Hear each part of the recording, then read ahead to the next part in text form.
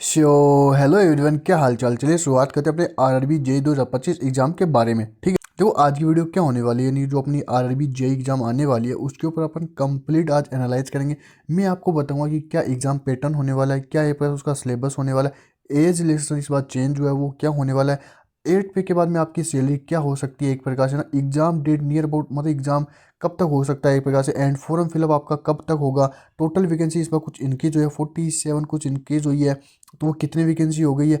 And last time बहुत ज़्यादा guys एक इश्यू आया था सीबीटी वन एग्जाम में कि आप ना फॉर्म भरते टाइम ना आपकी लैंग्वेज बैरियर का आया था ना, यानी कि आप फोरम भरते टाइम है ना क्या लैंग्वेज रखे अपने फोरम के अंदर, इसके ऊपर अपन पर्टिकुलर बात करेंगे। क्योंकि बहुत लास्ट टाइम है ना बहुत सारे स्टूडेंट के साथ में ऐसा हुआ था कि क्योंकि इंग्लिश तो अपनी डिफॉल्ट लैंग्वेज होती है, तो अदर कौन सी लैंग्वेज भरे वो अपन पर्टिकुलर इस वीडियो के अंदर बात करने वाले हैं। ठीक है ना, एंड कौन से स्टूडेंट पेपर अलाउड है, क्या लास्ट सेमेस्टर वाले स्टूडेंट पेपर से अलाउड हो जाएंगे, पर्टिकुलर ये बात करेंगे। ठीक है, तो उससे पहले मैं आपको बता दूँ कि लास्ट ईयर 2024 के अंदर है ना सीबीटी वन से हमारे पास हज़ारों स्टूडेंट क्वालिफाई हुए थे एक प्रकार से, है ना। एंड हमने फ्री ऑफ कॉस्ट गाइडेंस दी थी, एंड मतलब यूट्यूब पे बहुत कुछ उनको बताया था। एंड सीबीटी टू के लिए भी है ना हमने बहुत कुछ सब्जेक्ट वगैरह भी वो भी है ना फ्री ऑफ कॉस्ट यूट्यूब पे पढ़ाए थे। एंड उनसे भी है ना काफ़ी स्टूडेंट का सिलेक्शन हुआ है। टेलीग्राम पे सारी न्यूज़ एक प्रकार से अवेलेबल है। ठीक है, एंड आप ना यूट्यूब पे भी जाके नीचे स्क्रॉल दे सकते हो हमारी आरआरबी जे 2024 की वीडियोज़। ठीक है, तो उसके लिए अपना हमें सब्सक्राइब कर सकते हो, एंड ऐसे ही कंटिन्यू वीडियोज़ के लिए आप हमारे साथ रह सकते हो। एंड टेलीग्राम पे जो शेयर ना, क्योंकि सारी न्यूज़ आपको वहीं पे मिलती रहेगी। ठीक है,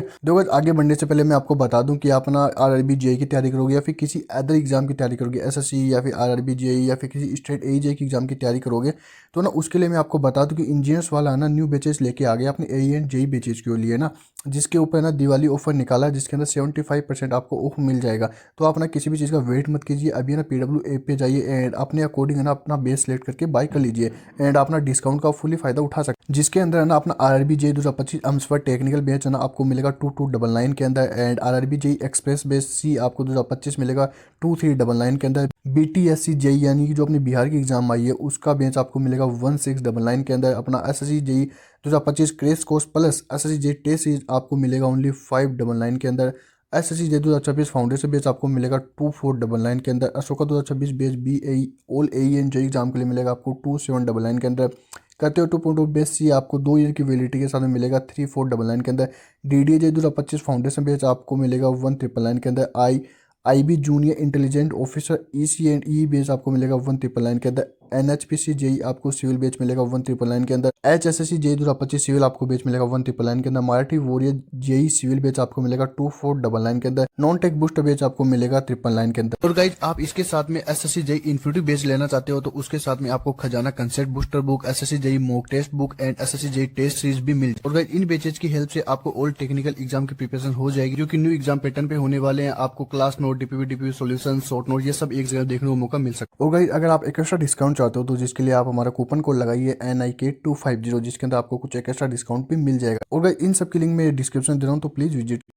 तो आपको एक बात बता दूं ऊपर ऊपर से मैं, हालांकि आपको सबको ये बात पता है फिर भी आप देख लो कि क्या एग्जाम पैटर्न रहता है, वही सेम है लास्ट ईयर 2019 में 24 में अभी तक वही चल रहा है कि सीबीटी वन एग्जाम होती है एंड सीबीटी टू एग्जाम होती है, उसमें डीवी एंड मेडिकल होता है। ठीक है ना, ये होता है। मेडिकल के ऊपर क्या क्या होता है मैंने पूरी प्रॉपर एक वीडियो बना रखी है इसके ऊपर, वो आप देख सकते हो। ठीक है, जो अपना सीबीटी वन एग्जाम होता है गाइस वो ओनली क्वालिफाई एग्जाम होता है। ठीक है ना, ओनली क्वालिफाई, उसके अंदर बस आपको ऐसा नहीं कि सीबीटी टू के अंदर उसके मार्क्स से पैसे ऐड होंगे, जो अपनी फाइनल मेरिट बनती है वो ओनली सीबीटी टू एग्जाम के बेस पे बनती है। ठीक है ना, एंड जो अपने फॉरम स्टार्ट आपने देखा होगा वो एक हमें शॉर्ट नोटिस आ चुका है, कंप्लीट नोटिफिकेशन भी ऐसे मान के चलो कि 25 तारीख तक आ जाएगा, मतलब 25 या 22 तारीख तक आ जाएगा ना अक्टूबर के अंदर। ठीक है, तो जो अपनी फॉर्म फिलअप डेट है वैसे वो अपनी 31 अक्टूबर से होने वाली है एंड 30 नवंबर तक चलने वाली, एक महीने चलेगी।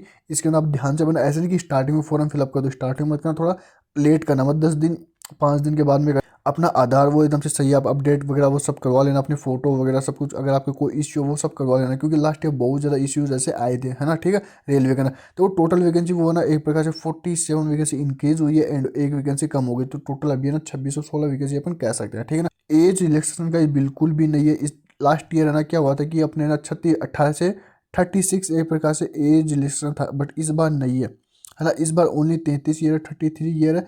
क्योंकि आरआरबी ऐसे कराए कि भाई हम है ना मतलब एवरी साल हर ईयर है ना अपन एग्जाम लगाएंगे, तो हम एज रिलैक्सेशन नहीं दे रहे हैं। ठीक है ना, तो अपन बात करते हैं एग्जाम डेट नियर की। 2024 के अंदर क्या हुआ था कि जो अपने फॉर्म की लास्ट डेट थी ना वो 29 थी, है ना, वो अपने 29 अगस्त थी, ठीक है ना।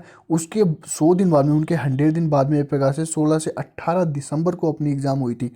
वापस से कह रहा हूँ, 29 को अपने फोरम की लास्ट डेट थी, 29 अगस्त को, ठीक है ना। एंड अपनी जो एग्ज़ाम हुई थी CBT 1 एग्ज़ाम, वो 16 से 28 दिसंबर हुई थी। इनका अगर अपन गैप निकाले थोड़ा बहुत, तो 100 दिन आता है ना, तो 100 दिन एक प्रकार से 100 दिन के बाद में अपनी एग्ज़ाम हुई थी, ठीक है ना। तो अपनी एक प्रकार से इस बार कब हो सकती है, तो अपनी अगर फोरम डेट देखें अपन, लास्ट डेट तो अपनी 30 नवंबर है ना। तो 30 नवंबर के अगर अपन 100 ऐड करें तो अपनी 15 मार्च आती है। आराम से कह सकते हैं कि अपनी है ना, दो दिसंबर में नहीं होनी, जनवरी में नहीं होती, अपनी एग्ज़ाम ना फरवरी एंड या फिर मार्च के स्टार्टिंग में होगी, अपन ऐसे अज्यूम लगा सकते हैं। वापस से कह रहा हूँ, फरवरी एंड मार्च के स्टार्टिंग में एक प्रकार से कुछ अपनी एग्ज़ाम कह सकते हैं, ठीक है ना। बट ना ऐसे मत सोचना कि अभी तो बहुत ज़्यादा टाइम है। लिटरली ये इंपॉर्टेंट बात है, ऐसे मत सोचना कि सर बहुत ज़्यादा टाइम है, आराम से कर लेंगे। गाइस ये है ना CBT 1 एग्ज़ाम है, क्वालिफाई एग्जाम, और बहुत अच्छे स्टूडेंट इसके अंदर बैठेंगे। जो लास्ट ईयर एक प्रकार से सभी स्टूडेंट एक से क्वालिफाई हुए थे वो सभी बैठेंगे। आपको पता, जो 14 स्टूडेंट 15 स्टूडेंट एक प्रकार से क्वालिफाई हुए थे, जिसमें एक का तो सिलेक्शन हो गया, बच गए 14 स्टूडेंट, ये भी एक प्रकार से एग्जाम में बैठेंगे वापस से। इनके साथ आपका कंपटीशन है, ये बात भी याद रखना, ठीक है ना। चलो एज इलेक्शन का 2-3 स्टूडेंट निकाल भी दे, फिर भी 11-12 स्टूडेंट बचेंगे, है ना। एंड जो अपने फ्रेशर स्टूडेंट है उनके अंदर भी दिमाग होगा, वो भी बहुत अच्छा प्रिपरेशन करे, 1-2 सालों से RARBJ की तैयारी करे। एंड जिनका लास्ट ईयर नहीं निकला था, है ना, जो कुछ मार्क्स से रहे थे, वो भी वापस से बैठेंगे। तो ये ऐसे महसूस ना कि मतलब एक प्रकार से टाइम कर लेंगे, क्योंकि इस बार वैकेंसी भी काफ़ी कम है, वैकेंसी भी काफ़ी कम है। एंड बहुत सारे स्टूडेंट हैं जो प्रिपरेशन बहुत अच्छी कर रहे हैं। तो आपको ना बहुत अच्छा करना है, टारगेट आपको 80+ लेके चलना। लास्ट टाइम है ना यार, पता है, लास्ट टाइम मैं आपको बता दूं, अगर आप न्यू हो तो मेरा हर वीडियो के अंदर, लास्ट टाइम 2024 की मैं वीडियो बना रहा था, उसके अंदर मैं यही कह रहा था कि आप ना 80 का लेके चलो, आप 80 का सोच के चलो, आप 80 का टारगेट लेकर चलो। तो बहुत सारे स्टूडेंट कमेंट करते कि सर 80 क्यों, 60 में ही हमारा सिलेक्शन हो जाएगा, क्यों? आज वो स्टूडेंट पछता रहे हैं, उनका सिलेक्शन हुआ। क्योंकि यार आप जो एक बार एम लेके चलते हो ना, वो 100% कंप्लीट नहीं होता। मैं उनको यही कहता था कि आप जब 80 सोचोगे ना, तब जाके आपके ना 60 नंबर आएंगे, तब जाके आपके 65 नंबर आए। तो उस चीज़ में सही हुआ। आफ्टर रिजल्ट स्टूडेंट मेरे को मैसेज करें कि सर आप सही कहते थे, हमें हाई स्कोर लेके चलना था। यानी अगर आप स्टार्टिंग में ऐसे मत देखना कि मतलब यार इतनी कट ऑफ, क्योंकि स्टूडेंट देखते हैं प्रिपरेशन एक बार स्टार्ट की नहीं, सबसे पहले ये देखते हैं कि क्या कट ऑफ गई है, ये फैक्ट है, क्या कट ऑफ गई है। चलो यार, हाँ मैं अहमदाबाद जोन से हूँ, मेरी कैटेगरी का कोड मेरी 65 कट ऑफ गई है, तो मैं 65 का टारगेट कर लेता हूँ। भाई बहुत अंतर है, बात समझ।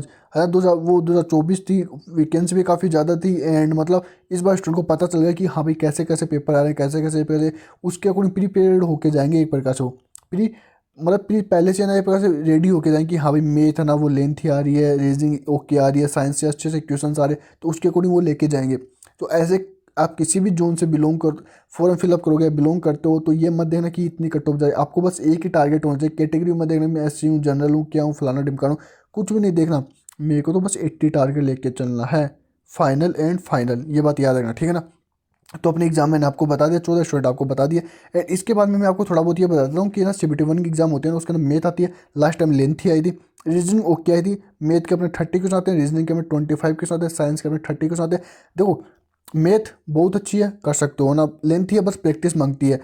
रीजनिंग लेंथ नहीं आई थी, नॉर्मल आई थी, जिसकी प्रैक्टिस अच्छी थी वो कर लेगा। ये दोनों चीज़ होती है स्कोरिंग सब्जेक्ट। 55 नंबर की होता है, जो 55 में से हाईएस्ट स्कोर कर लेता है ना, उसका सिलेक्शन कोई भी नहीं रोक सकता। ये बात याद रखना। इन दोनों पे अच्छी कमांड बना लो 55 क्वेश्चन के ऊपर। साइंस और NCERT रख लेना बहुत अच्छे।